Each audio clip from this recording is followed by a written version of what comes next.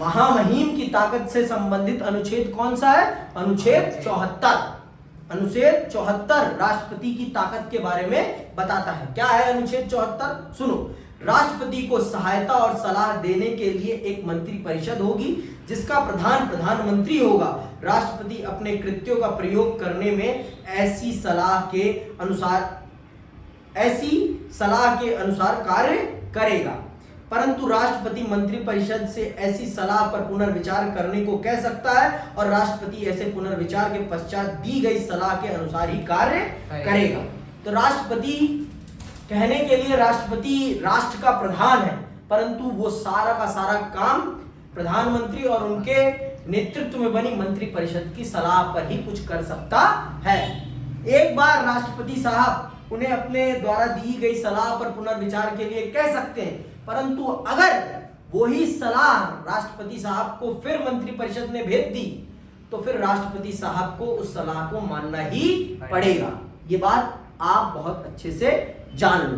तो कौन सा अनुच्छेद है राष्ट्रपति की ताकत के संबंध में? 74। भारतीय संविधान का अनुच्छेद 74 भारत के राष्ट्रपति की ताकत के बारे में बताता है कि भारत के राष्ट्रपति के पास क्या ताकत है। कुछ नहीं है, समझ में आई बात?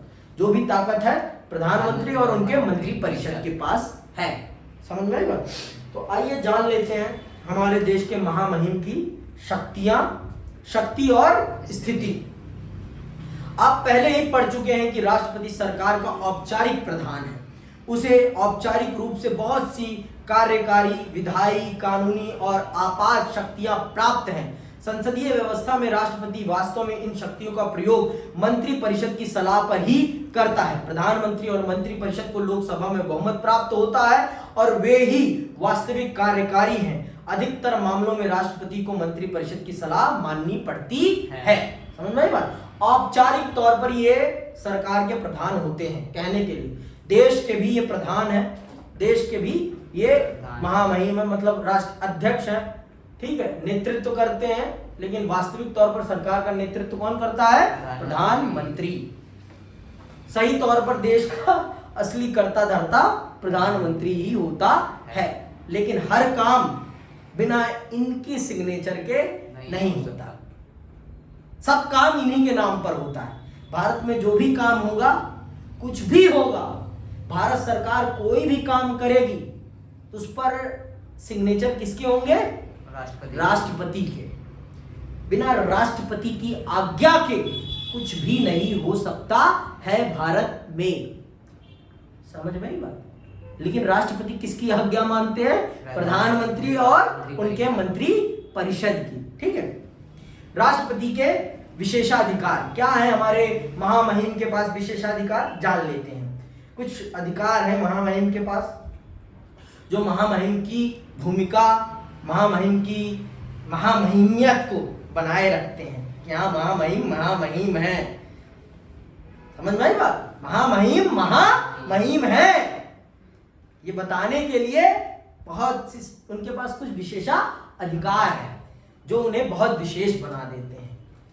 ठीक है, जान लेते हैं कौन से इनके पास विशेषाधिकार है माननीय महामहिम के पास। इन बातों की चर्चा के बाद क्या हम यह निष्कर्ष निकाल सकते हैं कि किसी भी परिस्थिति में राष्ट्रपति को कोई विशेषाधिकार प्राप्त नहीं है? यह एक गलत मूल्यांकन होगा। संवैधानिक रूप से राष्ट्रपति को सभी महत्वपूर्ण मुद्दों और मंत्रिपरिषद की कार्यवाही के बारे में सूचना प्राप्त करने का अधिकार है। मैंने पहले ही बता दिया आपको कि बिना राष्ट्रपति महोदय के रेख देख के भारत में एक पत्ता भी नहीं हिलता भारत सरकार का। भारत सरकार कुछ भी काम करेगी उसके बारे में महामहिम को बताना अनिवार्य है। बिना महामहिम की अनुमति के भारत में एक पत्ता भी नहीं हिला सकती भारत सरकार। ये बात आप बखूबी जान लीजिए। लेकिन महामहिम तभी कुछ करेंगे जब प्रधानमंत्री और उनकी मंत्रिपरिषद उन्हें सलाह देगी। बिना उनकी सलाह के वो कुछ भी नहीं कर सकते हैं। ये भी सच है, ये भी सच है। समझ में आई बात? आगे सुनो, फिर भी इनके पास कुछ विशेषाधिकार है। तो भारत का हर मुद्दा, भारत में हो रहा हर मुद्दा भारत के राष्ट्रपति को पता होता ही होता है। ठीक है। संवैधानिक रूप से राष्ट्रपति को सभी महत्वपूर्ण मुद्दों और मंत्रिपरिषद की कार्यवाही के बारे में सूचना प्राप्त करने का अधिकार है। प्रधानमंत्री का यह कर्तव्य है कि वह राष्ट्रपति द्वारा मांगी गई सभी सूचनाएं उसे दे। राष्ट्रपति प्रायः प्रधानमंत्री को पत्र लिखता है और देश की समस्याओं पर अपने विचार व्यक्त करता है। ये प्रधानमंत्री का दायित्व है, ये कर्तव्य है कि वो देश की हर समस्या, हर चीज के बारे में महामहिम को अवगत कराएं। समझ में आई बात? और महामहिम प्रधानमंत्री साहब को पत्र लिखकर देश की समस्याओं के संबंध में अपने विचार व्यक्त कर सकते हैं। अभी देश की राष्ट्रपति कौन है? द्रौपदी मुर्मू जी। समझ में आई बात? महामहिम कौन है अभी? द्रौपदी मुर्मू जी। समझ में आई बात? ये पता होने चाहिए। कबूतर जैसे मुंह खोल दिया, पता ही नहीं है। थोड़ा पता रखा करो, ठीक है? भारत में रह रहे हो, टिकटॉकर्स के नाम तो पता होंगे, है ना? फैजू पता होगा, फैजू पता है कि नहीं पता?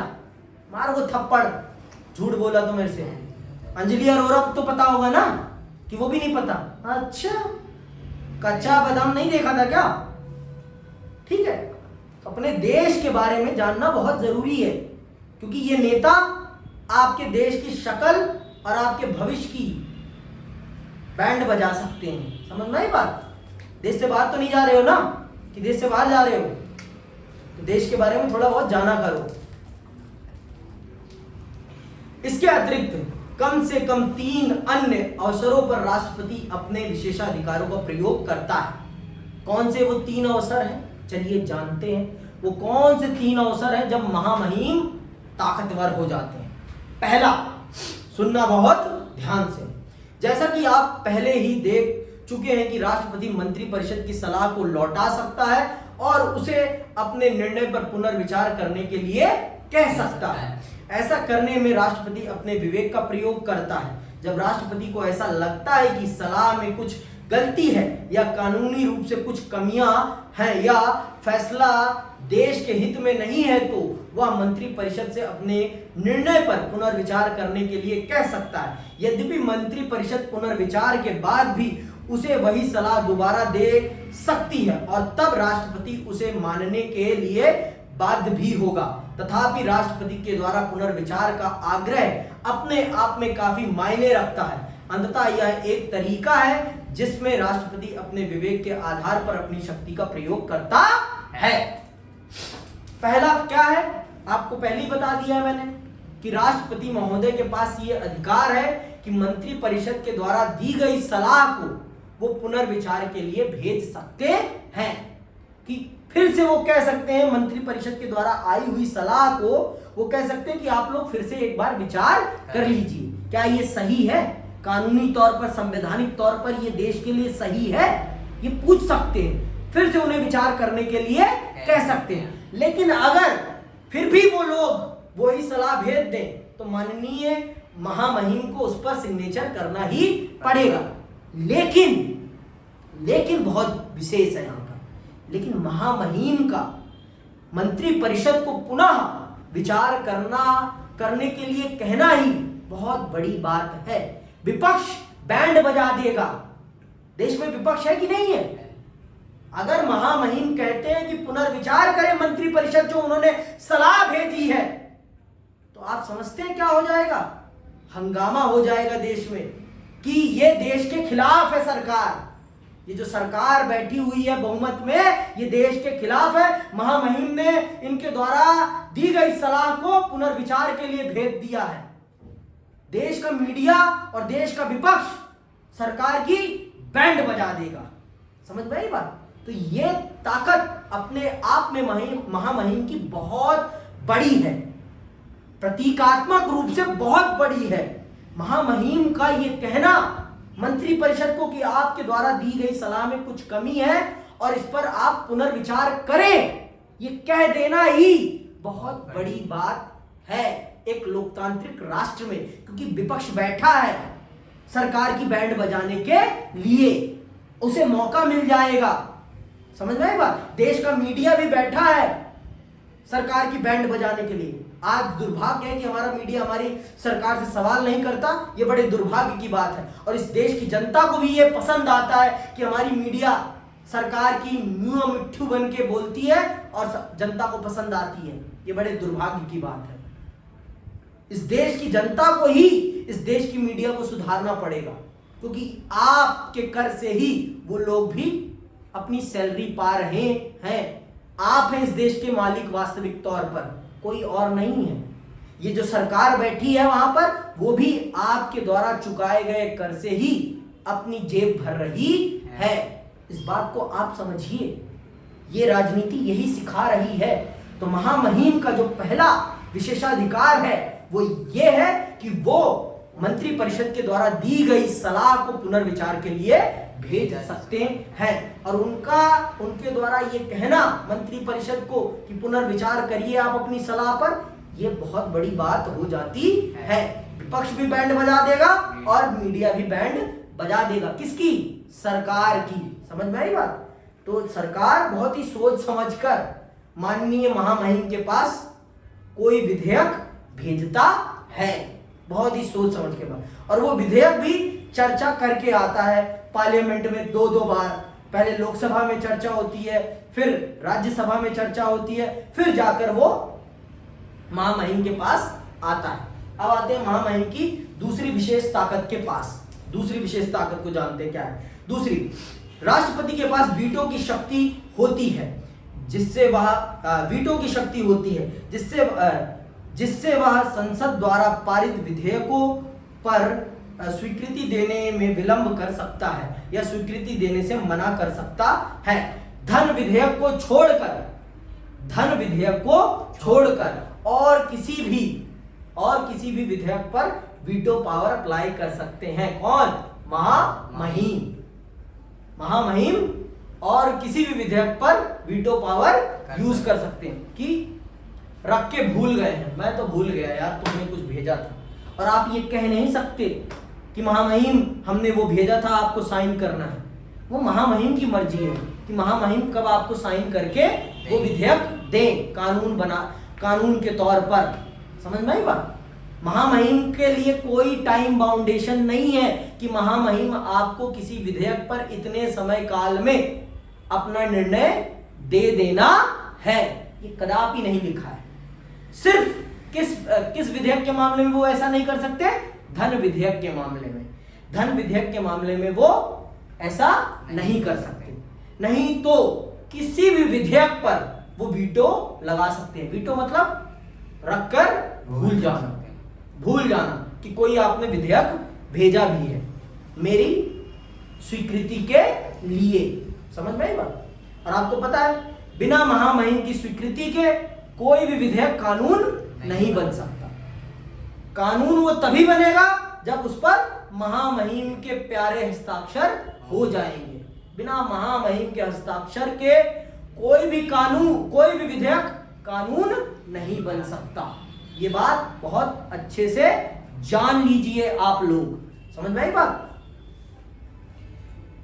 संसद द्वारा पारित प्रत्येक विधेयक को कानून बनने से पूर्व राष्ट्रपति की स्वीकृति के लिए भेजा जाता है। राष्ट्रपति उसे संसद को लौटा सकता है और उसे उस पर पुनर्विचार के लिए कह सकता है। वीटो की यह शक्ति सीमित है क्योंकि संसद उसे विधेयक को दोबारा पारित कर दे और राष्ट्रपति के पास भेज दे तो राष्ट्रपति को उस पर अपनी स्वीकृति देनी पड़ेगी। लेकिन संविधान में राष्ट्रपति के लिए ऐसी कोई समय सीमा निर्धारित नहीं है जिसके अंदर ही उसे विधेयक को पुनर्विचार के लिए लौटाना पड़े। इसका अर्थ यह हुआ कि राष्ट्रपति किसी भी विधेयक को बिना किसी समय सीमा के अपने पास लंबित रख सकता है। इससे राष्ट्रपति को अनौपचारिक रूप से अपने वीटो को प्रभावी ढंग से प्रयोग करने का अवसर मिल जाता है। इसे कई बार पॉकेट वीटो भी कहा जाता है। महामहिम के लिए कहीं भी संविधान में ये नहीं लिखा है कि आपको महामहिम इतने दिन के अंदर किसी भी विधेयक को पुनर्विचार के लिए मंत्रिपरिषद को लौटाना है। तो महामहिम को संविधान में बिना कहे ही वीटो पावर दे दी गई है। अगर महामहिम को लगता है कि मैं अगर इसे पुनः सलाह के लिए भेजूंगा तो ये मंत्री परिषद और ये प्रधानमंत्री मुझे वही सलाह दोबारा भेज देगा, तो महामहिम सलाह के लिए ही नहीं भेजते और उसे अपने पास चुपचाप रख लेते हैं अपनी पॉकेट में और भूल जाते हैं। और उनके लिए कोई टाइम बाउंडेशन नहीं है किसी भी विधेयक पर हस्ताक्षर करने के लिए कि इतने दिन में आपको हस्ताक्षर करके देना ही है। ऐसा कहीं भी नहीं लिखा, ऐसा कहीं भी नहीं लिखा। समझ में आई बात? ये बात आप जान लो, इस बात को बखूबी जान लो और समझ लो कि उनके लिए कोई भी टाइम बाउंडेशन नहीं है कि आपको किसी भी विधेयक को इतने दिन के अंदर अंदर पारित कर देना है या उस पर अपना निर्णय लिख देना है या बता देना है, ऐसा कुछ भी नहीं है। तो ये अनौपचारिक तौर पर ना कही गई शक्ति उनके पास है, जिसे हम क्या कहते हैं, वीटो या पॉकेट वीटो। ठीक है, अब आते हैं तीसरी ताकत के बारे में जानने के लिए। तीसरी ताकत भी राजनीतिक परिस्थितियों के कारण पैदा होती है। जैसा कि आप सब जानते हैं, है ना, कि भारत में राष्ट्रपति महोदय ही प्रधानमंत्री जी को शपथ दिलाते हैं, है ना। प्रधानमंत्री को शपथ दिलाता कौन है? महामहिम। महामहिम ही शपथ दिलाते हैं। अब की बार की शपथ देखी थी कि नहीं देखी थी? नहीं देखी थी, देखना था ना। द्रौपदी मुर्मू जी शपथ दिलाती हैं माननीय प्रधानमंत्री जी को, देश के प्रधानमंत्री के तौर पर। समझ में आई बात? तो ये ताकत ना राजनीतिक परिस्थितियों के कारण पैदा होती है। जब किसी भी दल को संसद में बहुमत नहीं मिलता, तब ये राष्ट्रपति साहब के पास ये ताकत आ जाती है अपने आप कि वो ये निर्धारित करें कि किस दल को वो सरकार बनाने का अवसर देंगे। सबसे पहले सरकार बनाने का अवसर वो किसे देते हैं। ये ताकत तब आती है उनके पास, नहीं तो ये ताकत नहीं आती। अगर किसी को संसद में बहुमत मिल गया है तो भाई उसी को उन्हें देश का प्रधानमंत्री बनाना पड़ेगा, जिसे संसदीय दल अपना नेता मानेगा। लेकिन जब किसी भी दल को संसद में बहुमत ना मिले, तब क्या होगा? तब माननीय महामहिम ये तय करेंगे कि किस दल को सरकार बनाने का पहले मौका मिलेगा। समझ में आई बात? तो ये ताकत राजनीतिक परिस्थितियों पर निर्भर करती है। ये ताकत बहुत है, कहने के लिए बहुत बड़ी है, लेकिन जल्दी से कभी ये राजनीतिक परिस्थिति आती नहीं है कि महामहिम इस शक्ति का प्रयोग कर पाए। समझ में आई बात? तो ये ताकत कहने के लिए बस ऐसी है। तीसरे प्रकार का विशेषाधिकार राजनीतिक परिस्थितियों के कारण पैदा होता है। औपचारिक रूप से राष्ट्रपति प्रधानमंत्री की नियुक्ति करता है। सामान्यतः अपनी संसदीय व्यवस्था में लोकसभा के बहुमत दल के नेता को प्रधानमंत्री के रूप में नियुक्त किया जाता है, इसीलिए उसकी नियुक्ति में राष्ट्रपति के विशेषाधिकार का कोई प्रश्न नहीं है। लेकिन उस परिस्थिति की कल्पना करें जिसमें चुनाव के बाद किसी भी नेता को लोकसभा में बहुमत प्राप्त न हो। इसके अतिरिक्त यह भी सोचें कि यदि गठबंधन बनाने के प्रयासों के बाद भी 2 या 3 नेता यह दावा करें कि उन्हें लोकसभा में बहुमत प्राप्त है, तो क्या होगा? तब राष्ट्रपति को यह निर्णय करना है कि वह किसे प्रधानमंत्री नियुक्त करे। इस परिस्थिति में राष्ट्रपति को अपने विशेषाधिकार का प्रयोग कर यह निर्णय लेना होता है कि किसे बहुमत का समर्थन प्राप्त है या कौन सरकार बना सकता है और सरकार चला सकता है। 1989 के बाद से प्रमुख राजनीतिक परिवर्तनों के कारण राष्ट्रपति के पद का महत्व बढ़ गया है। 1989 से 1998 तक हुए 4 संसदीय चुनाव में किसी भी एक दल या दलीय गठबंधन को लोकसभा में स्पष्ट बहुमत नहीं मिल सका। इन परिस्थितियों की मांग थी कि राष्ट्रपति हस्तक्षेप करके या तो सरकार का गठन कराए या फिर प्रधानमंत्री द्वारा लोकसभा में बहुमत सिद्ध न कर पाने के बाद उसकी सलाह पर लोकसभा भंग कर दे। ये राजनीतिक परिस्थितियों पर निर्भर करने वाली ताकत है। जैसे कि मैंने आपको पहले ही बता दिया, आज कल तो नहीं हो रहा। ये समय काल तभी आया था जब 1989 से लेकर 1998 यही टाइम काल था जब किसी भी दल को बहुमत किसी भी दल या दल के गठबंधन को बहुमत नहीं मिल रहा था भारतीय राजनीति में, तब राष्ट्रपति महोदय ये तय करते थे कि देश का प्रधानमंत्री कौन बनेगा। तब तय करने में बड़ी भूमिका निभा रहे थे, लेकिन इसके बाद से फिर एक अवसर उन्हें कभी नहीं मिला कि वो भारत के प्रधानमंत्री के चयन में बड़ी भूमिका निभा पाए, क्योंकि 2014 में भी माननीय प्रधानमंत्री को बहुमत मिल गया था, मतलब भाजपा के पास अपार बहुमत था। 2019 में भी भाजपा के पास अपार बहुमत था और 2024 में एनडीए के पास भी बहुमत था। तो इसलिए प्रधानमंत्री के चुनाव में माननीय महामहिम का कोई योगदान नहीं था। समझ में आई बात?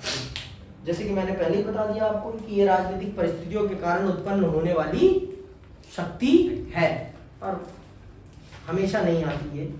अंततः यह कहा जा सकता है कि राष्ट्रपति का विशेषाधिकार राजनीतिक परिस्थितियों पर आधारित होता है। जब सरकार अस्थायी न हो और गठबंधन सरकार सत्ता में हो, तब राष्ट्रपति के हस्तक्षेप की संभावनाएं बढ़ जाती है। राष्ट्रपति मुख्यतः एक औपचारिक शक्ति वाला पद है और वह राष्ट्र का अलंकारिक प्रधान है। ऐसे में आप पूछ सकते हैं कि तब हमें राष्ट्रपति की क्या आवश्यकता है। संसदीय व्यवस्था में मंत्रिपरिषद विधायिका में बहुमत के समर्थन पर निर्भर होती है। इसका अर्थ यह है कि मंत्रिपरिषद को कभी भी हटाया जा सकता है। मैंने पहले ही बता दिया आपको कि प्रधानमंत्री तभी तक अपने पद पर हैं और उनका मंत्रिपरिषद अपने पद पर है जब तक उन्हें विधायिका में बहुमत प्राप्त है, और जिस दिन उनका विधायिका में बहुमत खिसका उसी दिन उनके नीचे से उनकी कुर्सी भी खिसक जाएगी। समझ में आई बात? तो इस अवस्था में देश में कोई तो ऐसा व्यक्ति होना चाहिए ना जो देश की राजनीति को नियंत्रित कर सके। तो इसीलिए हमारे देश में राष्ट्रपति के पद को रखा गया है, बिना ताकत के भी उसे रखा गया है कि हाँ, आप भारतीय संसदीय व्यवस्था में सदैव सर्वोच्च रहेंगे। जब कभी भी ऐसी अप्रिय परिस्थिति बन जाए, देश में किसी भी प्रकार की सरकार ना रहे, फिर भी आप देश को चलाने में, देश का नेतृत्व करने में देश की मदद करते रहे। समझ में आई बात?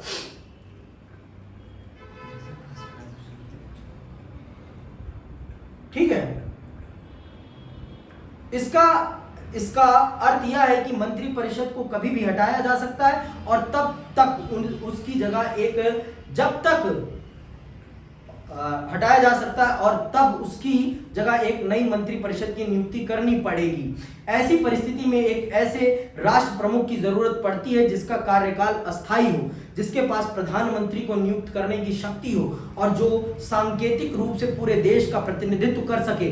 सामान्य परिस्थितियों में राष्ट्रपति यही भूमिका है, लेकिन जब किसी दल को स्पष्ट बहुमत नहीं मिलता, तब राष्ट्रपति का निर्णय लेने और देश की सरकार को चलाने के लिए प्रधानमंत्री को नियुक्त करने की अतिरिक्त जिम्मेदारी होती है।